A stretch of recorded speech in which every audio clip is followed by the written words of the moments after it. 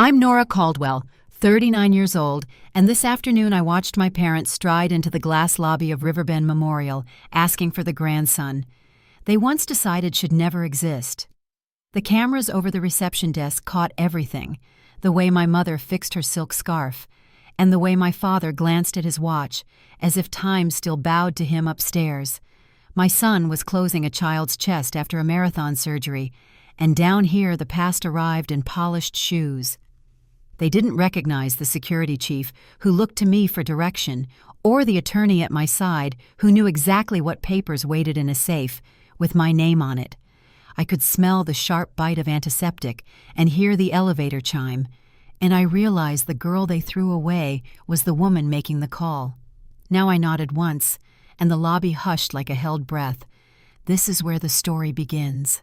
Before I go any further, let me know where you're listening from in the comments and tap like and subscribe if you've ever had to rebuild your life after someone decided you weren't worth keeping. I grew up in a house that gleamed the kind with a foyer so bright you squinted a grand piano no one played, and picture frames arranged by prestige rather than memory.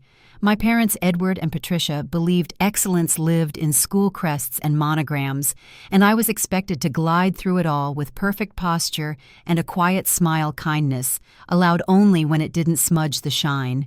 We lived on a hill above town, where the drive curved past trimmed hedges and a fountain shaped like a swan, and the flatware weighed more than the truth. I learned early to carry plates at banquets, to speak when spoken to, and to make straight lines of anything that looked messy, including feelings. My teachers said I was steady and thoughtful. My grandmother, before she was gone, called me patient and good with people. I liked the kitchen more than the ballroom, the honest heat of an oven, better than the cold chill of small talk, and on Sundays I found the pantry where the housekeeper kept a tin of shortbread and listened to the radio while I wiped down shelves that were already clean. That quiet work felt like something real I could hold. Not like the brittle sparkle of evenings when my mother rehearsed smiles and my father practiced speeches about legacy, and the difference between those worlds cracked a little wider every year. By senior year, I could feel that gap like a draft under a door, the life on the hill pulling one way, and the life I wanted tugging the other. I had college brochures in a neat stack and a part-time job tutoring at the library where the lights were warm and the laminator hummed like a promise. Jason Hale, all easy grin and big plans, talked about California and startups, and how we would never turn into our parents. We believed our own voices because no one else's felt safe. The night everything shifted, I stood in a bathroom that reflected me a dozen times, the test stick trembling between my fingers while the chandelier buzzed faintly overhead. The air smelled like lemon polish and something scorched, maybe dinner forgotten. While the caterer answered the back door and my heart pounded loud enough to drown out the soft piano music drifting from the living room. When I walked out to tell them, my mother's glass clicked against the tray as she set it down. My father's face didn't move at all, and the quiet turned sharp enough to cut. I told myself they would sit, they would breathe, they would remember the sermons about compassion and the mottos about family first. Instead, my father disappeared down the hallway and returned with my suitcase from the top shelf of my closet, the one they bought for campus tours, and placed it by the front door with the care he reserved for anything expensive. My mother stared at the mantel and then turned the largest family photo face down, as if eyes in a frame could be offended, and somewhere a clock began to tick louder than usual, marking out a life in seconds. I could feel the cold tile through my shoes, and the chill traveled up my legs, as if the house itself were pushing me away. Jason's number flashed once on my phone and then went silent, the kind of silence that answers questions you'd rather not ask, and the upstairs lights snapped off one by one until the foyer felt like an airport at midnight, all echo and departure. My father said I had 10 minutes to take what I could carry and leave my key on the side table, and I watched the second hand sweep forward, a silver blade carving the night into a before and an after I couldn't stop. When the door closed behind me that night, it didn't just shut out warmth, it sealed a chapter of my life with a sound that still rings clear in my memory. I stood on the porch clutching a suitcase too heavy for my shaking arms, the autumn wind lifting strands of hair across my face. My father didn't look back, My mother reached for the lock before I had even stepped off the front step, her voice calm and clipped as if reading a grocery list. "We'll tell people you've gone to Europe," she said. The deadbolt slid into place with the quiet certainty of someone who never expected to open it again. I walked until my legs went numb and the houses turned small and uneven, their porches lit by yellow bulbs instead of chandeliers.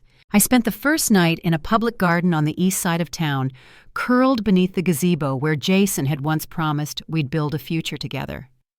The second night I slept under the awning of a closed coffee shop, the taste of cold rain on my lips and the sound of traffic humming like a lullaby I couldn't escape. I had $200 in my pocket, a phone with no signal, and a heart that refused to understand what logic already knew there was no home to go back to. By the third morning, hunger felt like a steady drum inside my body. I sat on a park bench near the river hugging my suitcase, trying to stay invisible, while couples jogged past in fleece jackets and gloves. The leaves were turning gold and sharp-edged, and the wind bit through my coat like punishment. That was when a shadow fell across my lap, followed by a soft voice that didn't sound like pity. "You'll catch your death sitting out here." The woman was older, her silver hair pinned neatly, her coat buttoned all the way to the throat. Her eyes, though, were the kind that looked right through pretense. "Come on now," she said. "You look like you could use breakfast." Her name was Helen Romano, and she had been walking her old poodle Gus at dawn the same way she had since her husband died. I followed her to a car that smelled faintly of lavender and leather polish. The heat from the vents stung my hands, thawing skin that had forgotten what warmth was. We drove through quiet neighborhoods until we turned onto a street lined with trees so old their branches met overhead. Her house sat at the end of the lane, wide white, and surrounded by hedges trimmed with care. She didn't ask questions on the drive, just hummed softly, as if filling the silence until I was ready to breathe again. Inside, the air was rich with the scent of coffee and baked bread. The walls were lined with family photos, most of them showing a young woman who shared Helen's smile. I remember tracing the frame with my eyes and hearing her say almost to herself, "My daughter Amelia." She was expecting two before the accident. She didn't linger on it. She just led me down a hallway and opened a door to a guest room painted the color of sea glass. A small crib stood in the corner, still wrapped in plastic. "This was supposed to be hers," Helen said softly. "But I think she'd be glad for someone else to use it." For the first time in 3 nights, I slept on a mattress instead of concrete. I woke to the smell of pancakes and found a folded note on the nightstand. "You're safe here. Rest first. We'll talk after breakfast." That small kindness broke whatever shell had been keeping me upright. When I walked into the kitchen, my throat ached with words I couldn't form. Helen just poured me coffee and said, "Eat, then we'll figure out the rest." She didn't ask about Jason or my parents, not yet. She only wanted to know what I needed right now, and the truth was, I didn't even know. In the weeks that followed, she made space for me in ways I didn't understand at first. She added my name to the list at her neighborhood clinic so I could keep up with my prenatal checkups. She taught me to cook her grandmother's soups, to fold napkins the way she did at her restaurants, and to walk tall even when the world expected me to bow my head. "You're not charity," she said once, as I tried to insist on repaying her. "You're family now. Family doesn't come with receipts." When my son arrived during a snowstorm in February, Helen was the one who drove me to the hospital, her knuckles white on the steering wheel. The roads were coated with ice, the wipers squeaking against the glass, and by the time we reached the maternity ward, the nurses were rushing me straight to delivery. 18 hours later, a doctor handed me a tiny, red-faced miracle. Helen was right beside me, her hand steady on my shoulder. She cut the cord when they asked who would do it. "Welcome to the world, little man," she whispered, her smile trembling with tears. "You're going to do amazing things." I named him Mason. He was small, but his lungs were strong, his cries filling every corner of the room like he already knew how to make himself heard. When they wheeled us back into the room, Helen sat in the chair by the bed, rocking Gus on her lap while watching Mason sleep. "He's got those eyes," she said quietly, "the kind that see everything." I didn't know then how true that would become. Time passed, measured by bottle feedings and the slow rhythm of restaurant life. Helen owned 3 local places, a diner downtown, a bistro near the university, and a cafe that smelled like cinnamon and espresso. She started me at the hostess stand, showing me how to keep a place running when half the staff didn't show, and customers came in moods you couldn't predict. "You're learning to manage people," she told me, "and one day you'll manage more than this." At night, after Mason was asleep, I studied for my GED using Helen's old desk in the den. She'd pass by with tea, setting it beside me without a word. Some nights we talked about her late husband, other nights about her daughter, and every time it felt less like grief and more like remembering a legacy. Mason grew fast. He walked before his first birthday and started taking apart his toys to see how they worked.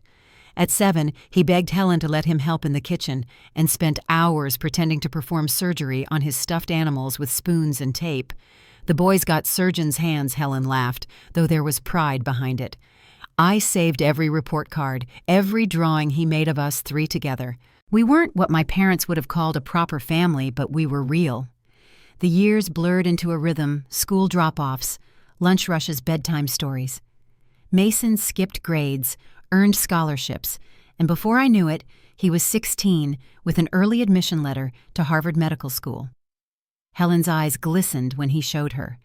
"Told you he had those eyes," she said. I watched her hug him and felt something deep settle inside me, a peace I hadn't known in years. The girl who had stood outside her parents' door in the cold no longer existed. In her place was a woman who could finally breathe. Everything stayed steady until Helen got sick. The doctors called it pancreatic cancer, the kind that moves fast and leaves little time to argue. Mason was in his first year at medical school when she sat us both down at the kitchen table. "No tears," she said gently. "We've had 20 good years. That's more than most people get." I tried to protest, but she squeezed my hand. "You and Mason are my family. I've made sure that won't ever be taken from you." I didn't understand what she meant until later when Luke Anderson appeared at her bedside with a folder full of documents and promises she'd already set in motion. After she passed, the house felt too quiet. Mason and I kept the restaurants running, pouring ourselves into the work she'd loved. Her portrait hung above the counter at Romano's Cafe, and every morning customers left fresh flowers beneath it. Life moved on steady and good. Mason graduated top of his class, his name appearing in medical journals before he was 20.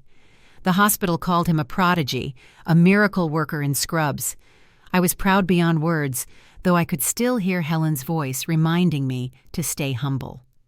Then came the morning everything changed. Riverbend Gazette ran a front-page story, youngest chief of cardiac surgery in state history, Dr. Mason Caldwell, age 21. His photograph filled half the page. He looked so much like my father in the jawline it startled me. That afternoon my phone buzzed with a voicemail from a number I didn't recognize. I almost didn't play it. When I did, I heard a voice I hadn't heard in 22 years. "Nora," my mother said evenly, "we need to talk about our grandson." The word "our" stuck in my throat like a splinter.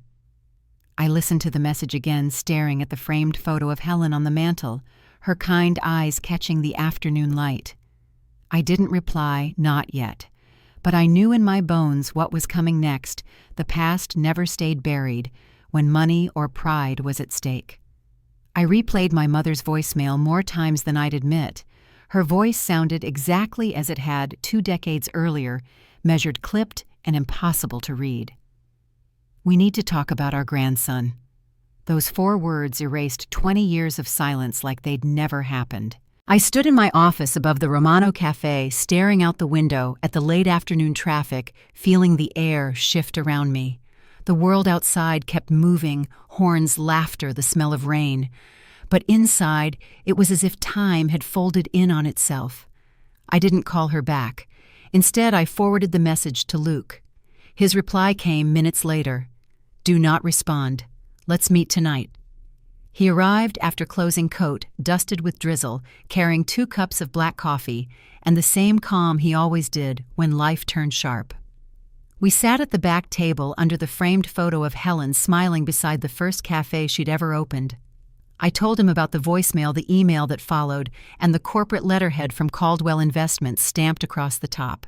He read each line quietly, his jaw tightening when he reached the signature block signed Edward and Patricia Caldwell. "They want to reconnect," I said, "as grandparents." Luke looked up. "They're preparing a legal angle," he said simply. "Reconnection letters always come before contact attempts or visitation filings. We'll be ready." That night I couldn't sleep. I walked through Helen's old house, now mine, and paused in front of her portrait. The scent of lavender polish lingered from the furniture wax she always used. Mason's high school trophies still lined the mantel, their brass dulled but proud. I tried to imagine my parents standing in this space, pretending to remember love they'd never shown. It didn't fit. Nothing about them ever did. The next week, the first attempt came disguised as a reservation. 2 guests for dinner at Romano's Bistro, made under the name Allen. I didn't realize it until I stepped to the hostess stand and saw my mother's emerald ring glint beneath the candlelight. My breath caught. "Good evening," I managed. "Welcome to Romano's." My father looked up from the menu, perfectly composed. "We know who you are, Nora." His tone was the same one he used when addressing employees, not daughters. "We need to discuss Mason."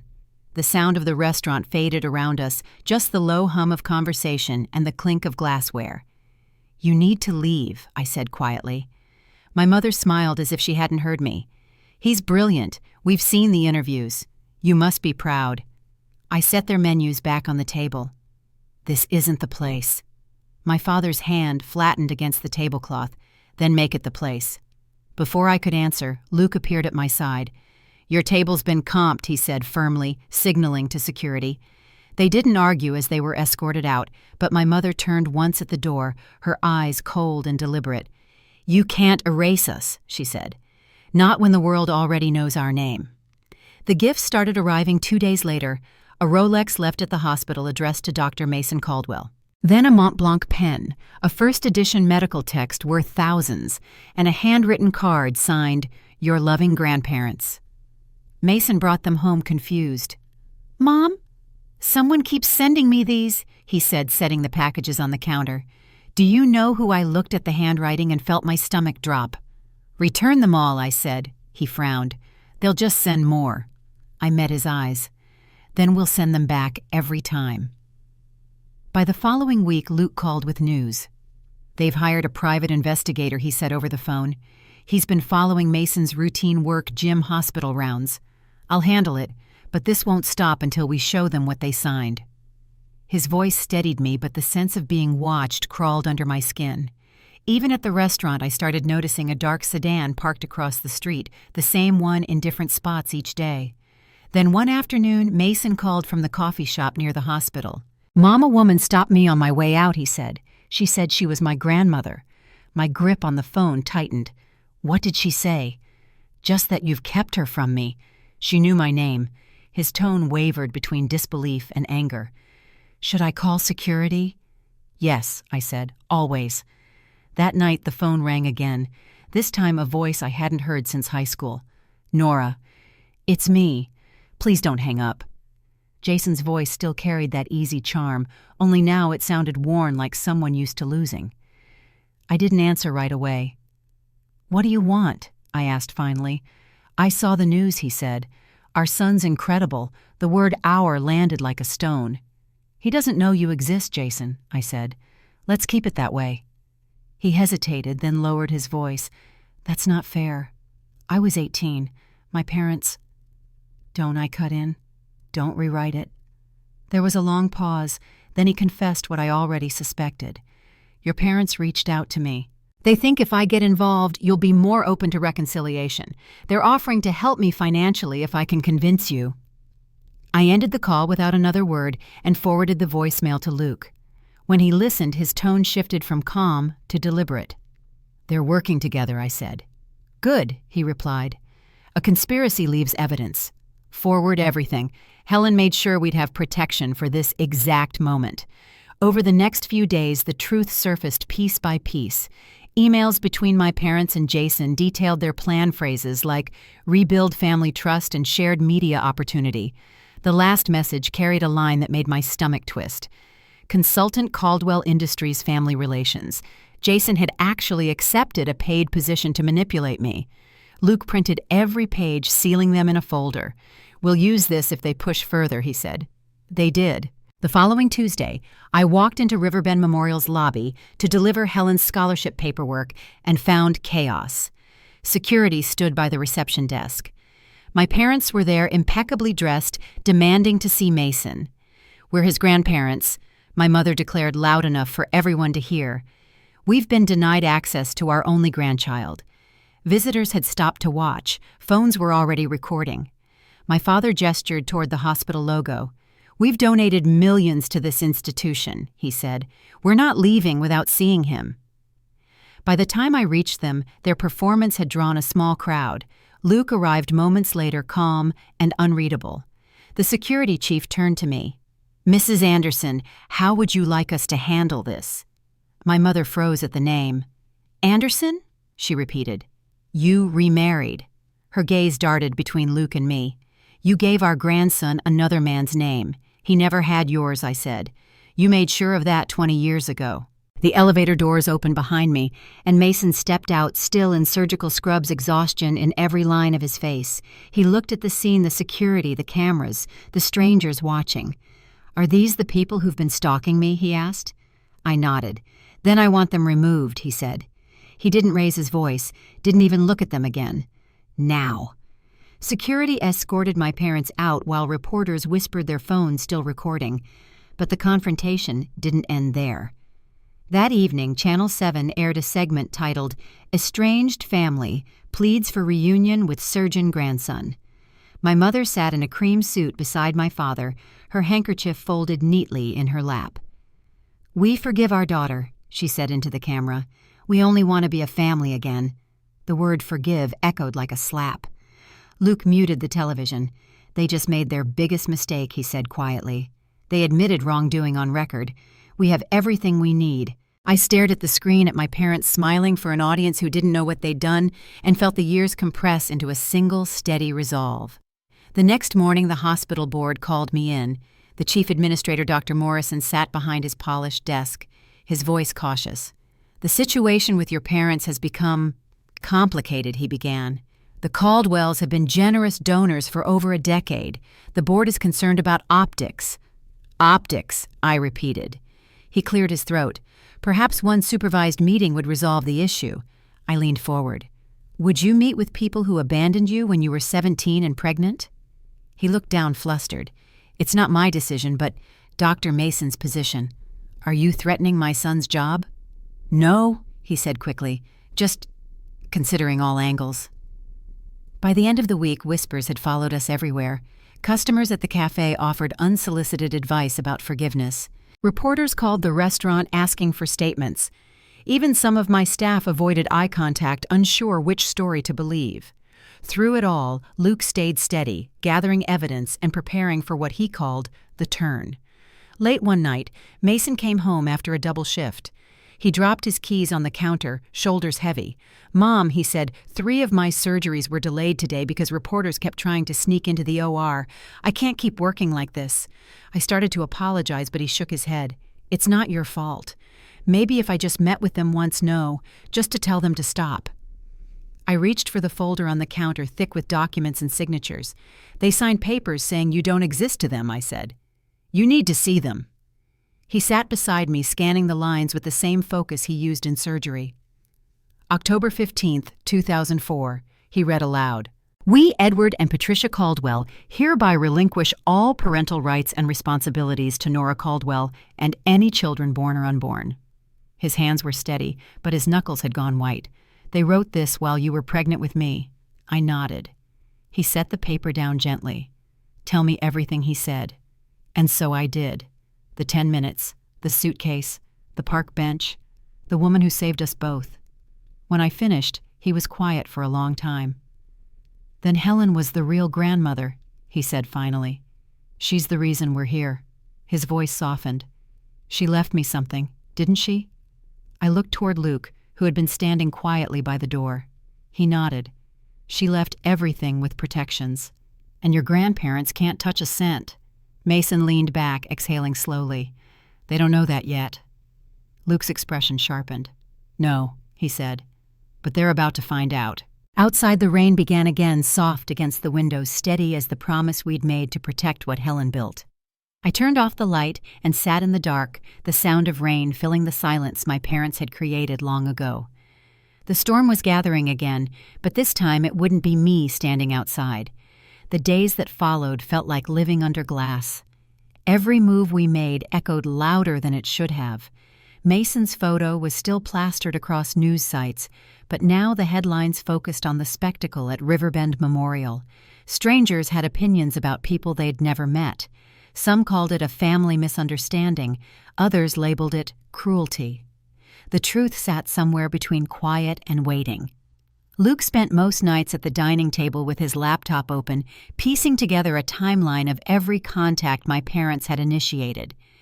Mason joined him when he could, eyes scanning documents as if reading a surgical chart. They signed away everything Luke said one evening, tapping a paragraph highlighted in yellow. And this line, in perpetuity, means exactly what it says. They can't take it back. Mason rubbed his temple. They'll try, he said. People like them always do. He didn't sound angry, just tired. It wasn't the exhaustion of long shifts. It was the weight of history catching up.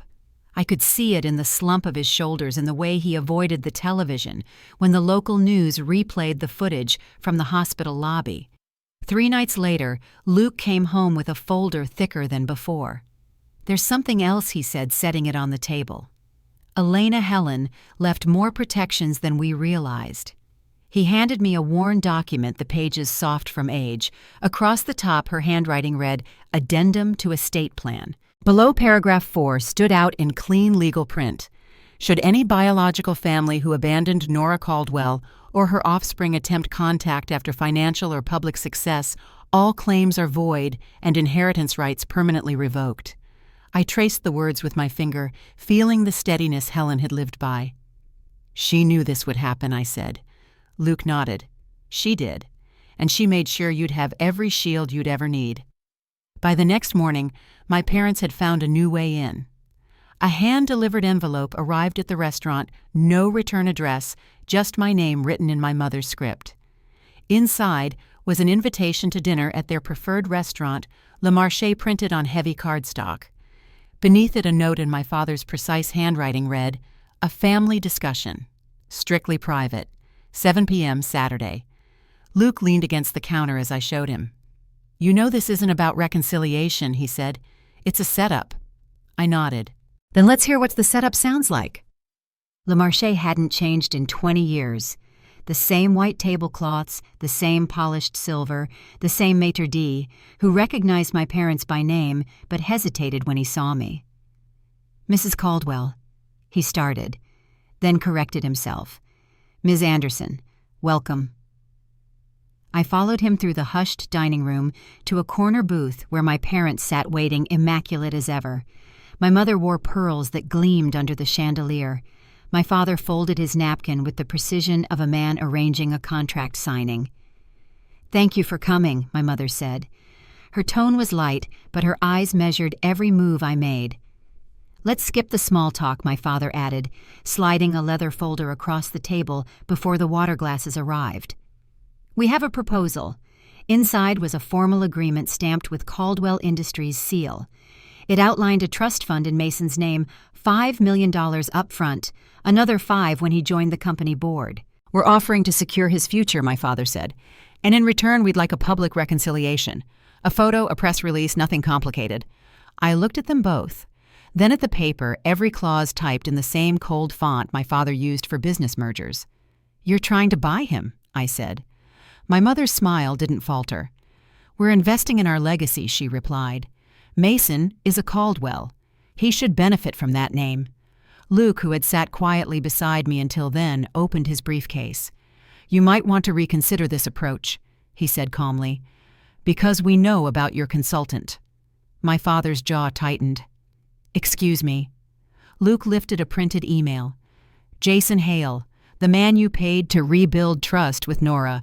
He forwarded these messages himself. My mother's face went still, her hand frozen mid-air above her glass. "That's a misunderstanding," she said quickly. Luke set the papers on the table. "No, it's documentation. You called my client's son an asset to be recovered. Those are your words, not mine." The silence that followed was long and heavy. My father gathered the folder, his movements precise. "The offer stands," he said finally, "but not for long." He dropped 3 bills on the table and rose. My mother followed, turning once to say, "That boy deserves to know his real family." I didn't raise my voice. "He already does," I said. "That's why he'll never know you." They left without looking back, their absence leaving a chill in the air. Luke exhaled slowly. "They won't stop," he said. "Then neither will we." When we got home, he spread the evidence across the dining table again. Dozens of emails, contracts, and notes from Jason Hale, all time-stamped, all clear. "This is conspiracy to commit fraud," he said, "and harassment at the very least." He flipped through another file, his brow furrowed. "Helen's trust can protect the assets, but we'll need to expose the truth publicly before they twist the story again." "How?" I asked. He met my eyes. "The gala. The hospital's annual fundraiser is in 3 weeks. They'll be there for the press. We invite them and let the truth speak for itself." That night, I walked through the house again, stopping in front of Helen's portrait. Mason's reflection appeared beside mine in the glass. "You sure about this?" he asked quietly. "It's time I said. They've written their version long enough. Now they can read mine." The following morning, Luke contacted a forensic accountant to verify the timeline of payments between Caldwell Industries and Jason Hale. The paper trail was clean, too clean, which made it easier to prove intent. Every deposit, every email, every transfer painted the same story manipulation disguised as reunion. When Luke showed the findings to Mason, he stared at the page lips pressed together. "He sold access to us," he said. "To me." The next call came from the hospital board. Dr. Morrison sounded nervous. "Your parents have offered to fund a new research wing," he said. "They've suggested naming rights. So they're buying reputation now," I said. "I'll make sure the board understands the full context." Luke handled that part quietly, forwarding the legal documents to the board's attorney. By the end of the week, the donation offer was under review. At home, I found Mason sitting in the living room, the old family photo albums open on the coffee table. He pointed to one picture, me at 17, smiling in a graduation dress, my parents on either side, pretending we were perfect. "They used to frame this," he said. "Do you think they ever looked at it and missed you?" I took the photo from his hand and closed the album. "People like them don't miss. They move on." The sky outside darkened, rain streaking the windows. Luke joined us with a stack of fresh papers. "I found something else," he said. He opened a second envelope from Helen's safe, sealed with her handwriting. Inside was a video message recorded a month before she died. Her voice filled the room, calm and certain. "If you're watching this," she said, "then the Caldwells have resurfaced. Remember this, they can't touch what they gave away.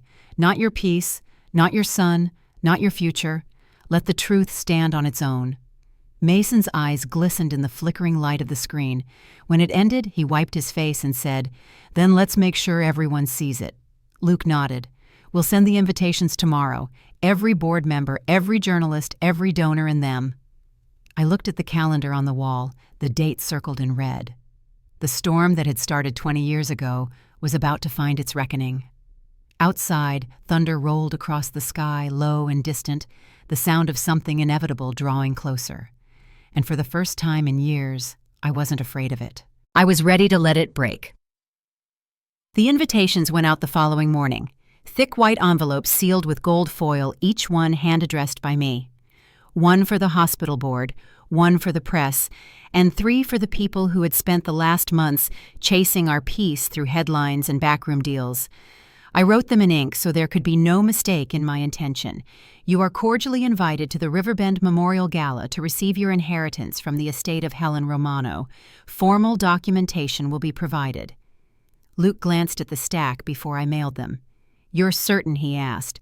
"Once they see those words, they'll think they've already won." I sealed the last envelope.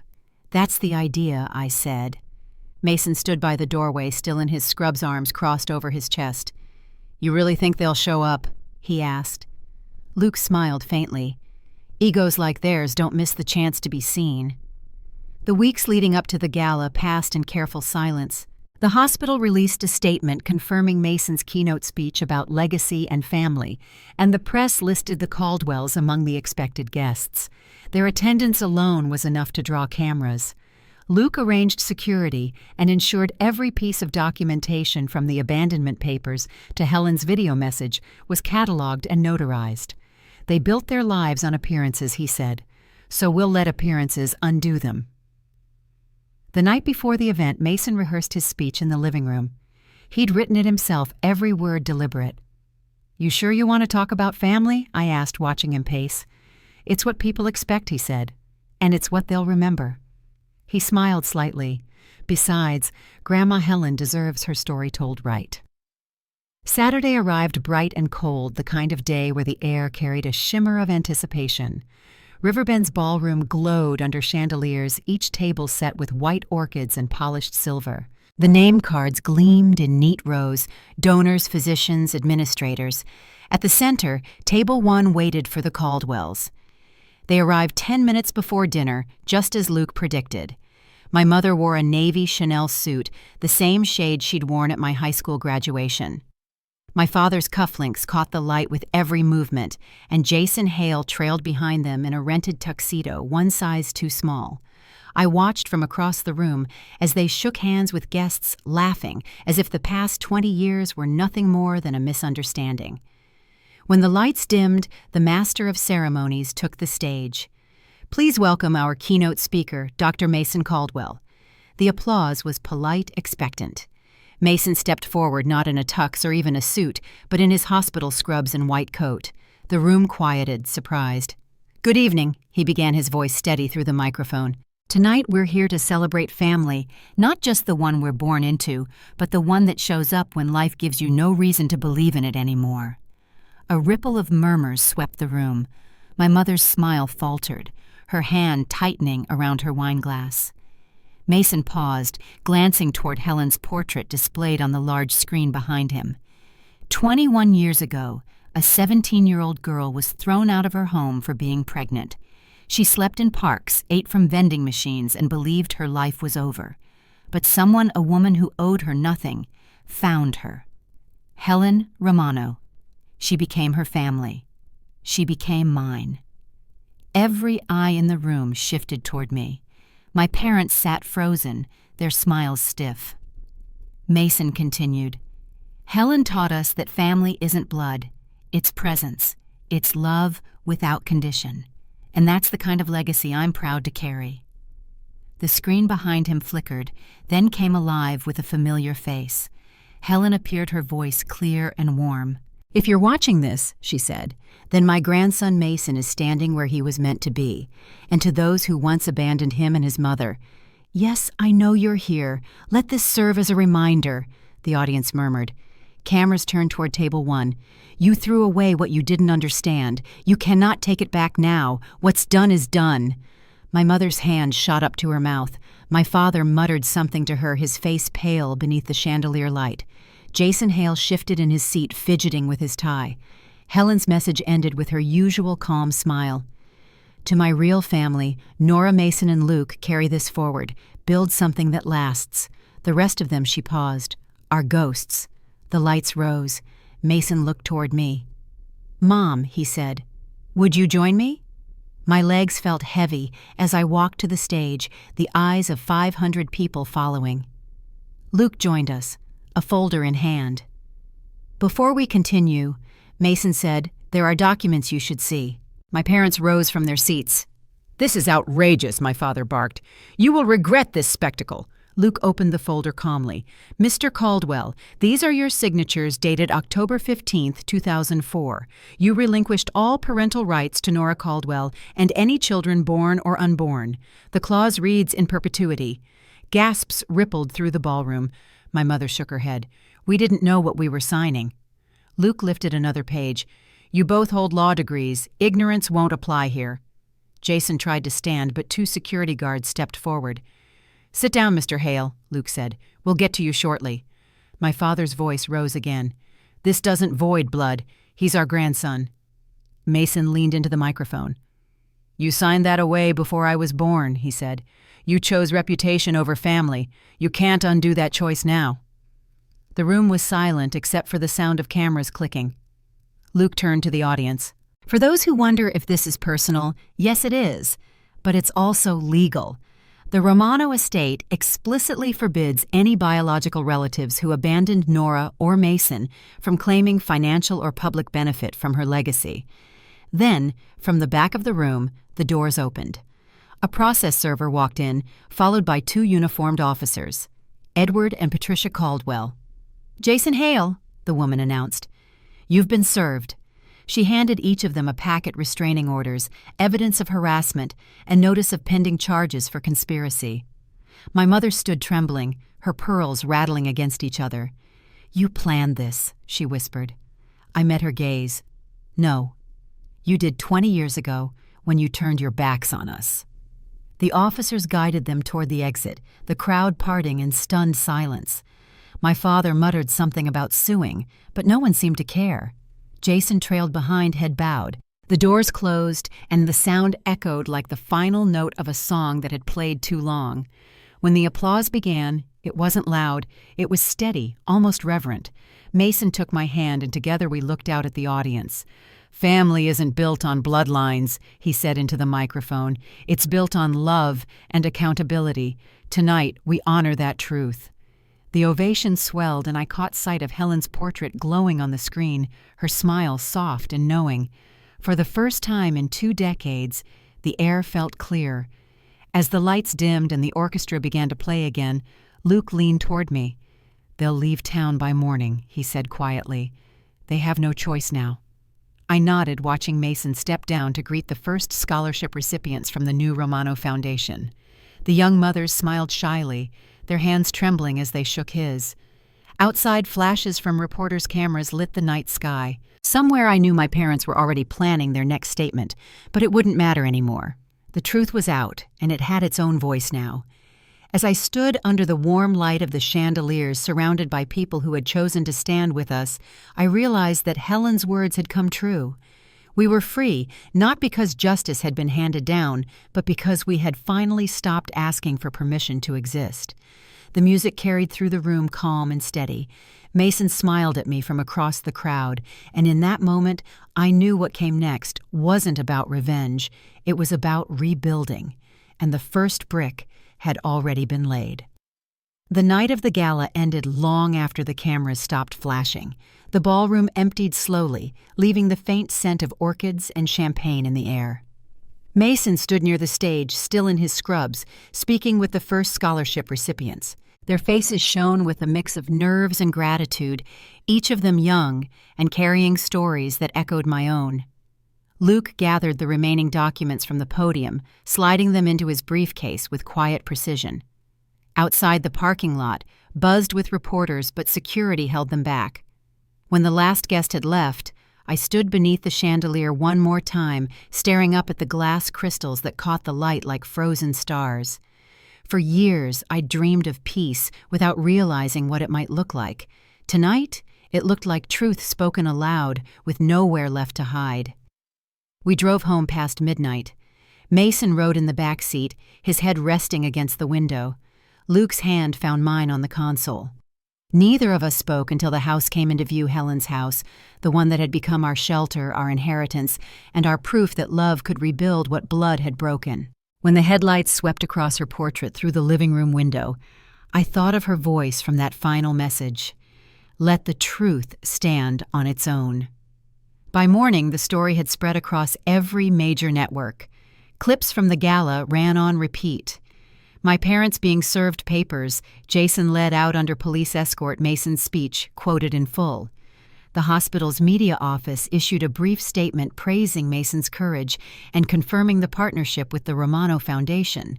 For once, the headlines didn't distort the truth. 3 days later, Luke found me in the kitchen sorting through mail. "You might want to see this," he said, holding up his tablet. A business article filled the screen. Caldwell Industries Board votes out. CEO Edward Caldwell. Following public scandal. The photo beneath it showed my father walking out of the company headquarters, face down, briefcase in hand. "The board moved fast," Luke said. They didn't want the brand tied to last week's footage. I sat at the table and let the words sink in. My father had spent his life guarding that title CEO pillar of the community, the man who measured worth in net gain. Now it was gone. Luke scrolled further. They've pulled his speaking engagements too. The investors aren't staying. His voice was calm, factual. It's over, Nora. For the first time in years, I didn't feel anger, just the faint sense of something closing, like a door finally easing shut. Later that afternoon, Mason came home from the hospital still wearing his badge clipped to his coat. "You see the news?" he asked. "It's everywhere." He dropped a folder on the counter, more applications for the scholarship fund. The board asked me to oversee the foundation's medical partnership. They want to expand into pediatrics. "That's what Helen would have wanted," I said. He smiled. She planned it down to the detail. The estate's funds are already in motion, every dollar accounted for. The following week, Luke received confirmation from the court. The restraining orders had been made permanent. The judge's statement was brief but powerful.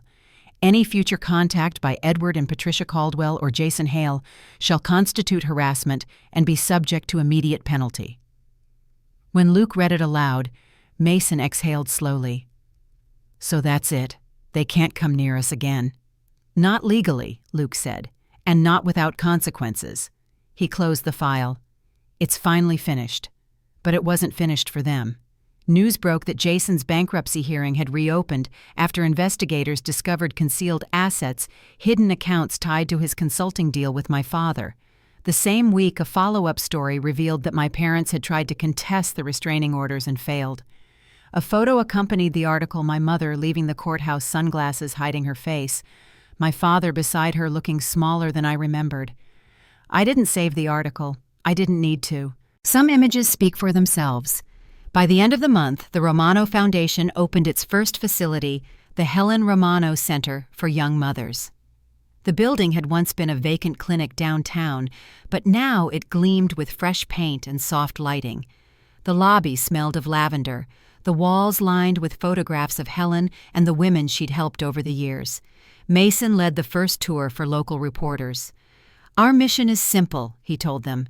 "No young mother should ever sleep in a park or be made to feel unworthy of love." His words carried the same quiet strength that once came from Helen's mouth. When the cameras turned toward me, I just said, "We're paying forward what was given to us." That night, the center's first resident arrived, a 17-year-old named Maria Torres, carrying a baby girl wrapped in a blanket. She looked frightened when I opened the door. "You're safe here," I told her. "Come in." She hesitated, then stepped inside. The relief on her face reminded me of a winter night long ago when Helen had said those same words to me. In the weeks that followed, the foundation filled with life. Volunteers came daily. Donors visited quietly without the usual photo ops. Mason split his time between the hospital and the center, mentoring medical students who offered free care to the residents. Luke handled the legal logistics, drawing up contracts and reviewing compliance reports. I oversaw daily operations, budgeting, scheduling, and most days just listening. Sometimes when the sun dipped low, I'd walk the hallways and hear laughter coming from the nursery, soft, tired, but real. Each sound felt like another thread woven back into the fabric of something whole. Then one evening, a letter arrived addressed in my mother's handwriting. Luke intercepted it before I could open it. "Do you want to read it?" he asked. I thought for a moment, then nodded. Inside was a single sheet of stationery embossed with her initials. Nora. "We are leaving the city. The house is sold. Your father is not well. I only hope that someday you will understand that we acted out of fear, not hate. If you wish to see us, you know where to find us. Mother." The return address listed a modest home in Scottsdale, Arizona. Luke folded the letter. "Do you want to respond?" he asked. I looked out the window at the quiet street beyond the gates. "No," I said. "There's nothing left to say." We sat in silence for a moment. Then Mason entered from the back porch, holding a small envelope of his own. "The foundation got a donation today," he said, handing it to me. Inside was a check for $50,000, unsigned except for 2 words typed at the bottom, "Anonymous Supporter." We both knew who it wasn't from, and that was enough. Spring passed into summer.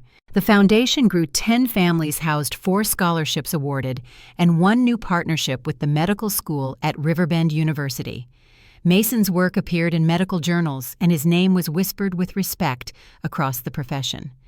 Sometimes reporters still asked about the scandal, but he always redirected the conversation. "That chapter's closed," he'd say. "We're building something better." One evening, months after the gala, we gathered at home for dinner. Mason carved roast chicken at the table, Luke poured wine from Helen's old collection, and the house was filled with the same easy warmth it had when she was alive. On the wall above us, her portrait caught the golden light from the candles. "I saved 3 lives this week," Mason said casually, setting his glass down. "One of them was a 4-month-old baby. Her mother reminded me of someone." He smiled toward me. "I told her about the foundation. She's moving in tomorrow." Luke raised his glass. "To Helen," he said. Mason added softly, "To second chances." We toasted in the dim glow of the dining room, the clink of crystal blending with the sound of laughter from the kitchen, where volunteers were cleaning up after another long day. I glanced at the photo of Helen one last time, the woman who found me when no one else would, whose kindness had outlasted every lie. The past hadn't vanished, but it no longer ruled us. We were living proof of the promise she made that winter morning, that love given freely could change everything. Outside, the evening air was soft and still. Somewhere far away, my parents were learning what it meant to live without control. And for the first time in 20 years, I didn't wonder how they felt. I only knew that peace, real peace, had finally taken root where shame once lived. Tomorrow would bring more work, more families, more lives to hold steady, and I was ready for all of it. The storm had passed. What remained was ours to build. The first anniversary of the Helen Romano Center arrived on a bright October morning. The courtyard overflowed with white roses just as Helen had loved, and the air carried the scent of fresh bread from the kitchen cafe. Volunteers moved in calm rhythm, setting tables for the luncheon. Each centerpiece held a single orchid in a glass vase, the same flower Helen had always kept near the register of her first restaurant. Mason stood at the podium rehearsing his remarks while I checked the final donation ledger. The foundation had raised nearly $5 million in its first year. Every number on the page felt like a quiet promise kept. "She'd be proud," Luke said, glancing over my shoulder. He wore his usual gray suit, but his tie was loosened the way he only did when he felt at ease. I smiled. She'd be telling us to get back to work. By noon, the guests began to arrive: donors, medical staff, community leaders, and several of the mothers who had graduated from the program. Maria was among them, her daughter toddling beside her in a yellow dress. She hugged me tightly. "You gave me my life back," she whispered. "You gave yourself your life back," I said. The event unfolded smoothly until I noticed a familiar figure near the back gate. An older woman in a beige hat, standing just beyond the fence line watching quietly. I didn't recognize her at first, but the way she held herself, the tilt of her shoulders, the stillness made my heart slow. When she turned slightly toward the light, I saw her face. My mother. She didn't move closer or call out. She just stood there, eyes fixed on the crowd. For a moment, I couldn't breathe. Luke followed my gaze and stiffened. "Do you want me to handle it?" he asked. I shook my head. "No, not here." Mason took the stage then, and the microphone carried his voice through the courtyard. "A year ago, this building was empty," he began. "Today it's filled with stories of second chances. We're here because one woman believed that love could build a future from nothing." The audience fell silent. I looked toward the fence again, but my mother was gone. After the luncheon, I found an envelope slipped under my car's windshield wiper. Inside was a note written in the same delicate cursive I'd known all my life. "I won't disturb you again. I only wanted to see what you've built. Take care of him. Mother." There was no address this time, no plea, just finality. I folded it carefully and placed it in my purse without a word. That evening, after the last guest left and the courtyard lights dimmed, I sat alone at the long table in the atrium. The sound of dishes being washed echoed faintly from the kitchen. Mason joined me holding 2 mugs of coffee. "You okay?" he asked. I nodded. "She was here today," I said. "Your grandmother. His expression didn't change, just softened around the eyes. Did she say anything? No, just watched. He looked out the window where the roses glowed under the garden lights. Maybe that's all she had left to do, he said. His voice carried neither anger nor forgiveness, just quiet understanding. I reached across the table and covered his hand. That's enough, I said. Over the next few weeks, the foundation expanded into 2 more cities. Applications poured in faster than we could process them. Luke managed the legal side. Mason balanced hospital work with outreach, and I coordinated with architects on the new housing units. Every step forward felt like solid ground beneath our feet. Then one afternoon, a letter arrived from the federal court. Jason Hale had accepted a plea deal, 5 years in prison, restitution required, and no right to contact Mason or me. Luke read the notice aloud, then looked at me. It's over for him. I exhaled slowly. Good. The following Sunday, Mason visited Helen's grave for the first time since the gala. I went with him, bringing fresh orchids and a photo of the center's opening day. The cemetery was quiet, a line of maples shedding gold leaves across the grass. We knelt beside the headstone, arranging the flowers. The inscription still looked new. Helen Romano, 1948-2021. Love builds what blood cannot. She'd like the way it turned out, Mason said softly. She'd like the way you turned out, I replied. He smiled faintly. She'd probably tell me to get more sleep. We stayed there a while, listening to the wind move through the trees. Before leaving, Mason placed his hospital ID badge at the base of the stone. Everything I've done, it started with her, he said. I want her to know she's part of every heartbeat I save. On the drive home, the sun dipped low, washing the city in amber light. Luke called to tell us the foundation had received a state grant to expand its scholarship program. We're official partners with Riverbend University now, he said. Helen's legacy just got a whole lot bigger. By the time we reached home, the porch lights were already on. I unlocked the door and felt the familiar calm of the house wrap around me. The scent of lavender still lingered faintly, the same as the night Helen brought me here so many years ago. I poured 3 glasses of wine and set them on the table, one for each of us and one for her. Mason took his glass and raised it slightly. To Grandma Helen, he said, and to peace. Luke added quietly, to the life you built when no one believed you could. The clink of glasses echoed softly, a small sound that filled the quiet room. Later, when the house had settled into stillness, I walked to the window overlooking the garden. The moonlight touched the orchids Helen had planted near the gate. Somewhere beyond that, my parents were living in their desert house, their world smaller now, quieter.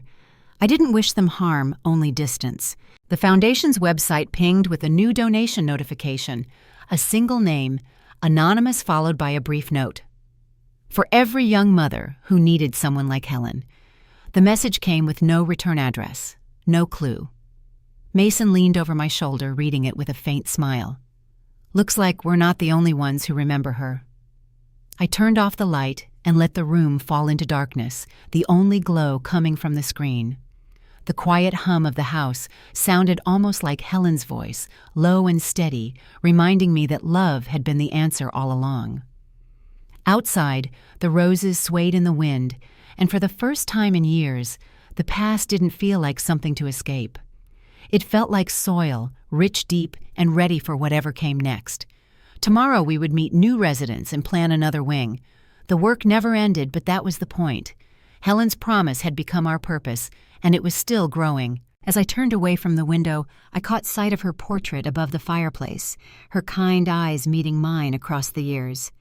The woman who once opened her door to a lost girl had built a family that could finally stand on its own. The night was quiet, but it wasn't empty. It was full of everything she'd left behind, Grace's strength and the quiet certainty that justice had finally found its way home. The following spring, the foundation hosted its 2nd anniversary gala, but this one felt different. There were no cameras chasing scandal, no tension humming beneath the surface. The evening was soft and filled with laughter, new volunteers, old friends, and young mothers who'd found their footing again. Each of them carried stories that reminded me of the night Helen found me in that park so long ago. Mason stood at the podium, his posture calm, his voice strong. He spoke about the year's progress. 50 mothers housed dozens of scholarships awarded 3 new centers under construction.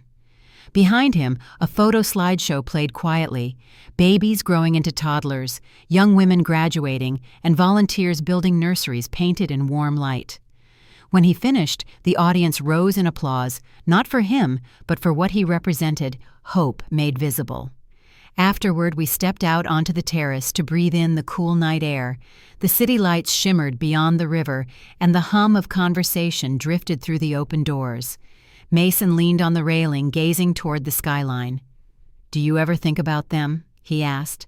"Sometimes," I said, "not the way I used to." He nodded slowly. "I saw a headline last month. They sold their company shares, moved into that small house for good." His voice held no anger, just quiet understanding. "They made their choice," I said. "And so did we." Luke joined us a few moments later, his hand resting gently on my shoulder. "Everything's in order," he said. "You should enjoy tonight." He looked at Mason. "Your speech was perfect." Mason smiled. "I learned from the best." Later that evening, when most of the guests had gone, I walked through the empty hall collecting forgotten glasses and half-folded programs. The chandeliers reflected in the polished floors, and for a moment I imagined Helen standing there, her warm eyes watching everything unfold. I could almost hear her voice, soft, proud, certain. "You did it, Nora. You built a family that lasts." On the wall near the entrance hung a new portrait, Helen with her arm around a much younger version of me, both of us smiling in the kitchen of her first restaurant. Beneath it a plaque read, "The love you give becomes the legacy you leave." I traced the words with my fingertips, feeling the weight of every year that had brought me here. The world had changed since that October night when I stood on my parents' doorstep with a suitcase and nowhere to go. I'd spent years trying to prove I was worthy of love, only to learn that love wasn't something you earned. It was something you built one act of kindness at a time. When we got home, the house was quiet, except for the ticking of the old clock in the hallway. Mason carried in a box of fresh orchids from the gala, setting them beneath Helen's portrait in the living room. Luke poured 3 glasses of wine, just as we had done every year since she passed. "To Helen," he said. "To family," Mason added. I raised my glass last. "To beginnings that never stop unfolding." We toasted in silence. Outside, the spring wind brushed against the windows, and the scent of orchids filled the room. I thought about the young mothers sleeping at the center that night, their children safe, their hearts healing. Somewhere out there, another frightened 17-year-old might be staring into the dark, wondering if she mattered. Maybe someday she'd walk through our doors and find out she did. I turned toward the fireplace, where the last embers glowed soft and orange. Every story had led me here, the loss, the betrayal, the years of building something from nothing. Justice hadn't come from punishment. It had come from peace, from knowing that love had the final word. If you've ever had to rebuild your life from the ashes of someone else's choices, know this: you are not what they left behind. You are what you choose to become after. And that choice can change everything. Thank you for listening to my story. If it touched something in you, share it with someone who needs a reminder that love can outlast the worst kind of hurt. And wherever you are tonight, I hope you find your version of peace quiet, steady, and entirely your own.